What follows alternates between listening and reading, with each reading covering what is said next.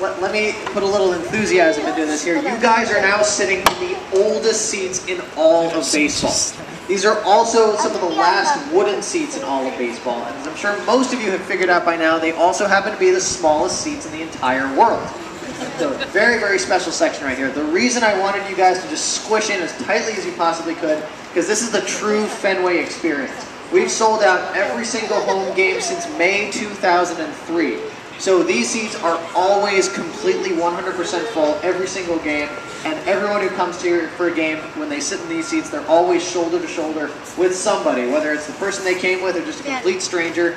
But I got news for you. If you come here, you sit next to a complete stranger in these seats, you leave that game and they're like your long-lost relative. I mean, there's just so much bonding going on at this place. It's just such a great place to be. All right, another reason I like to come down here, if you take a look, even though we're kind of way back in the grandstand up here right now, just take a look. I mean, we are incredibly close to the field, even so, even though we're way back here.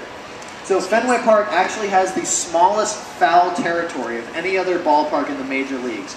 So what that means is that no matter where you're sitting, you are closer to the action. You're just more on top of the field, more on top of the players than you would be anywhere else. If you take a look way over there, the first seats, the first row seats behind home plate over there, most expensive seats in the ballpark. But if you sit there for a game, you are actually closer to the batter than the pitcher is. You will never find that anywhere else. This is the only place you'll get something like that. Atlanta. All right, so these are just great, great seats. We have a lot of people coming on our tours, and they say things like, my great-grandfather sat in these seats. And we've actually had one person who requested that we take her to a very specific seat. I forget what section it was, but it was over in this general direction. She named the section, the row, and the seat, and she said, this was my great-grandfather's season ticket. He saw Ted Williams play here, like all these really, really cool stories. So these seats are just full of history. I know they're tiny, but you know, we're dealing with that, so it's all good. Also, since they are made of wood, there's a chance if you're sitting here, you just might get a splinter. So if that happens, that's totally fine. Don't worry about it. Just take it out and put it on eBay for like 50 bucks. Just say Fenway Park, 1934 grandstand seats. Someone will buy it, I guarantee. All right. Also, another big reason I like to bring you guys down here, I did tell you where I was going to tell you a very famous story about a very famous seat way out there in the grandstand section. You guys take a look out there, you see all those green seats, but you see one seat that doesn't belong. What do you guys see? Can't even see it. A red seat. One little red seat out there in a sea of green. Now, does anybody know what that little red seat means? Why is that important? Ted Williams' 509-foot home run. Ted Williams, home run.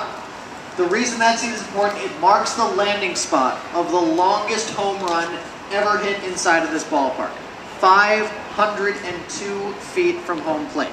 Hit by Ted Williams. Arguably the greatest left-handed batter ever to play the game of baseball.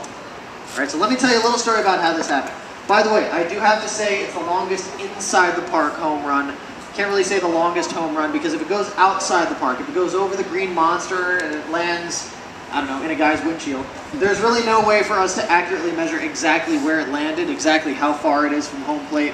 So the only ones we can accurately measure with any certainty are the ones that land inside the park in the stands. But that is the longest shot that has landed inside the park. All right, so it's June 9th, 1946. We're here playing a doubleheader against the Detroit Tigers. Now back then, this is before the lights were here, so the doubleheaders, as I mentioned, were in the morning and the afternoon. Now, there's a guy sitting way out there where that red seat is now by the name of Joseph Boucher. All right, now he makes it through the first game okay, but by the second inning of the second game, he's starting to get pretty tired. The sun is just right in his eyes. It's a really hot day. It's just kind of beating down on this poor guy. He's wearing a big straw hat on his head, so he pulls it down over his eyes and falls asleep in the middle of the game. I mean, the nerve of this guy, right?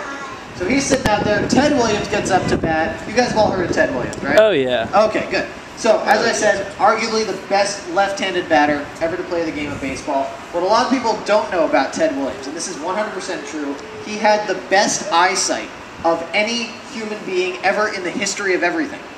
So he gets up to home plate. He looks out there, and he saw Mr. Boucher taking his nap. And Ted Williams had kind of a big ego. This guy was the best at what he did, and he knew it. And he did not like it when people didn't pay attention to him. So this kind of pissed him off a little bit. He decided he's going to teach this guy a lesson. So the pitch comes, and Teddy Ballgame just crushes that ball way, way out there to right center field. Just keeps going and going and going. sails over the bullpen, sails over the first couple of rows, and it comes down right on top of Mr. Boucher's head. Goes right through his straw hat, hits him on the head, puts a hole in the straw hat, and then actually bounces and lands another 10 rows behind this guy. This was just ridiculous. So, he was okay, he wasn't too badly hurt, but his nap did take a little bit longer than he thought it was going to take. He was just out cold for a while.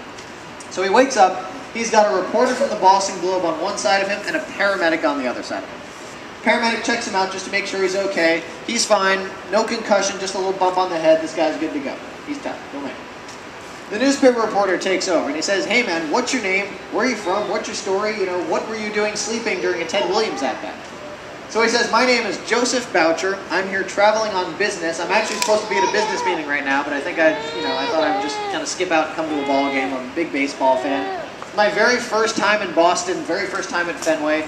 I'm originally from Albany, New York."